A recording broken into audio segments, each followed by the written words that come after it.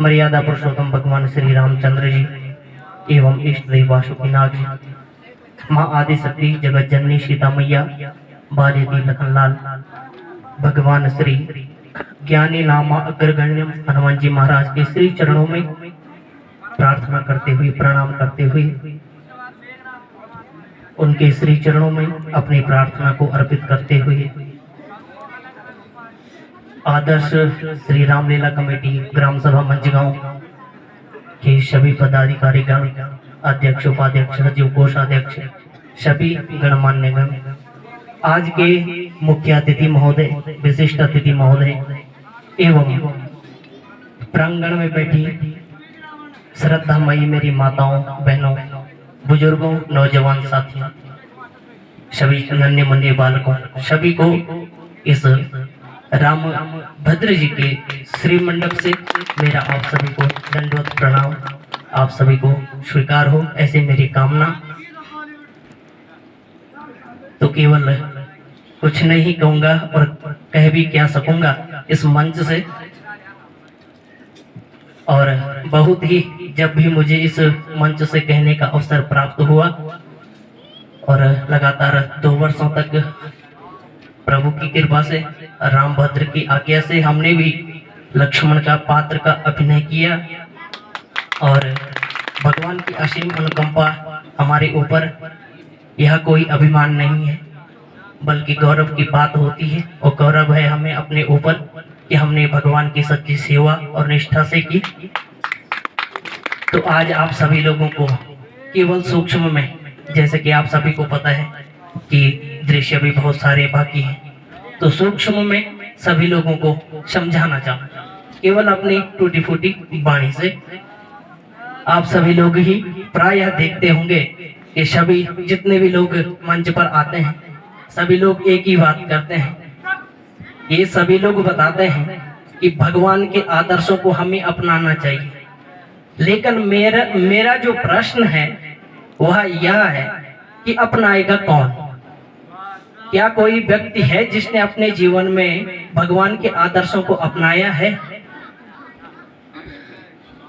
हम दिन रात यह प्रयत्न करते हैं और सोचनीय, विचारणीय यह विचार करते हैं कि इस भगवान के आदर्शों को अपनाने वाला है कौन? क्योंकि आप भी प्रायः देखते हैं कि भगवान के आदर्शों को कोई अपनाता नहीं है। जिस प्रकार हम लोग देखते हैं प्रायः दीपावली आने वाली है, तो दीपावली आने वाली है तो दीपावली आप सभी जानते हैं कि दीपावली के दिन भगवान प्रभु लंका से विजय पाकर, और भगवान ने रावण को नहीं मारा, रावण के अंदर जो बुराइयां थी उनको मारकर और उनको खत्म किया, और तब अपने जन्मभूमि अयोध्या में आए और माँ जानकी जो लक्ष्मी स्वरूपा है वह उनके संग में पधारे। तो आप देखेंगे कि दीपावली को आप अपने घर में लक्ष्मी का प्रवेश चाहते हैं, लेकिन आएगी कैसे? क्योंकि आप प्रायः देखेंगे कि दीपावली आने वाली है, तो लोग क्या कर रहे हैं? आज जो विशेष जो हमारा एक समझाने का जो हमारा यहाँ पर आने का जो एक उद्देश्य है, सभ्य समाज का उद्देश्य है, जो आज एक नशे की तरफ प्रेरित हो रही लोगों के लिए। आप देखेंगे कि दीपावली आने वाली है, तो भाई साहब क्या यार करो, जुगाड़ क्या यार, ठाको व्यवस्था क्या लो भाई? किस चीज की व्यवस्था भाई?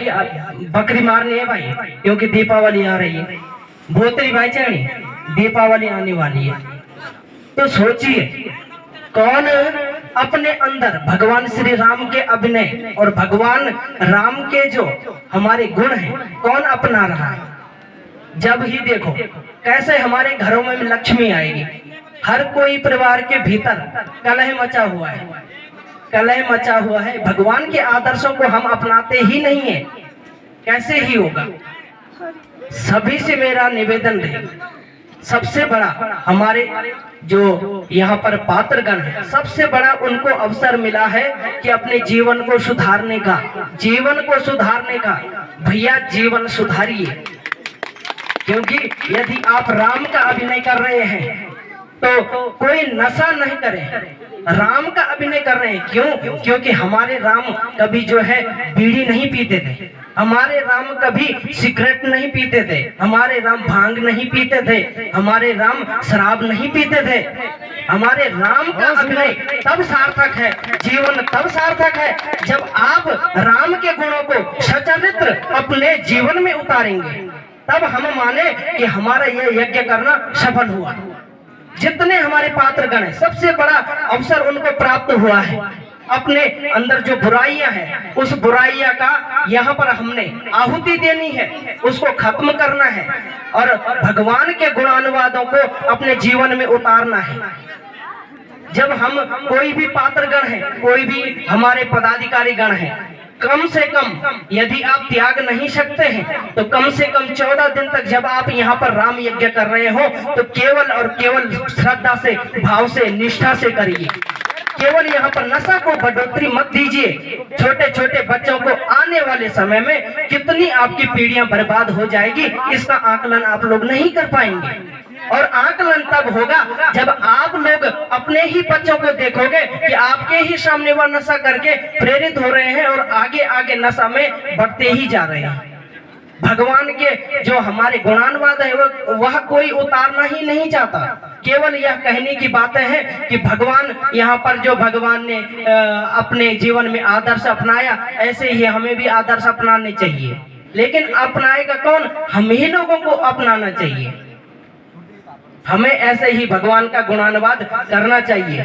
दूसरा हमारा एक विषय है कि आगे जो भी हमारे कमेटी के जो सम्मानित सदस्यगण हैं, अध्यक्ष उपाध्यक्ष जो भी कमेटी के सदस्यगण हैं, सभी से मेरा निवेदन रहेगा कि आप सभी को बताऊं कि माता शिशो नाम निधनम सुतानाम निसम्य घोरम परितप्यमान तदारुदवास्पकला कुखलाक्षी ताम संत्वयन्नाह किरीटमाली। अगर आप और हम यहाँ पर विराजमान हैं, आज हम यहाँ पर खड़े हैं तो केवल वह एक माता के स्वरूप से। माता ने ही हमें जन्म दिया, उसी माँ ने ही हमें खड़ा किया हुआ है। अगर हम यहाँ पर खड़े हैं तो उस माँ की कृपा से। माँ का इतना बड़ा योगदान, भगवान श्री राम, भगवान ने न जाने कितने अवतार ग्रहण किए, लेकिन माँ का कर्ज कोई चुका नहीं पाया। जब भगवान न चुका पाए तो हम क्या चुका पाएंगे? इसलिए मेरा निवेदन बिल्कुल रहेगा कि माताओं के लिए भी जिस प्रकार आपने बुजुर्गों के लिए व्यवस्था बनाई हुई है, ऐसे ही माताओं के लिए भी व्यवस्था होनी चाहिए, कुर्सियां लगी होनी चाहिए। माताओं के लिए भी जो हमारे बुजुर्ग माताएं होती है, कम से कम उनके लिए भी व्यवस्था बनी होनी चाहिए, ताकि हमारे माताओं को भी असुविधा न हो। आप देखिए, माता जिस माँ ने हमें खड़ा किया, हम बड़े बड़े कुर्सियों पर बैठे हैं, बड़े मंचों पर आकर बैठ रहे हैं, और हमारी माताएं ये देखिए नीचे इसने ठंडे में बैठे हुए हैं। तो सभी से मेरा हाथ जोड़कर निवेदन रहेगा, माताओं के लिए भी हमारे पास उचित व्यवस्था होनी चाहिए। इसलिए उसी माँ ने ही, उसी माँ की कृपा से ही, माँ जगत जननी सीता मैया की कृपा से आज हम यहाँ पर रामलीला कर रहे हैं। अगर माँ न हो तो कुछ भी दुनिया में हमें सुलभ न हो। इसलिए कुछ न कहूंगा, ज्यादा कहकर अपनी वाणी को श्री ठाकुर जी के श्री चरणों में अर्पित करूंगा। जय जय श्री सीताराम, जय भोलेनाथ, हर हर महादेव।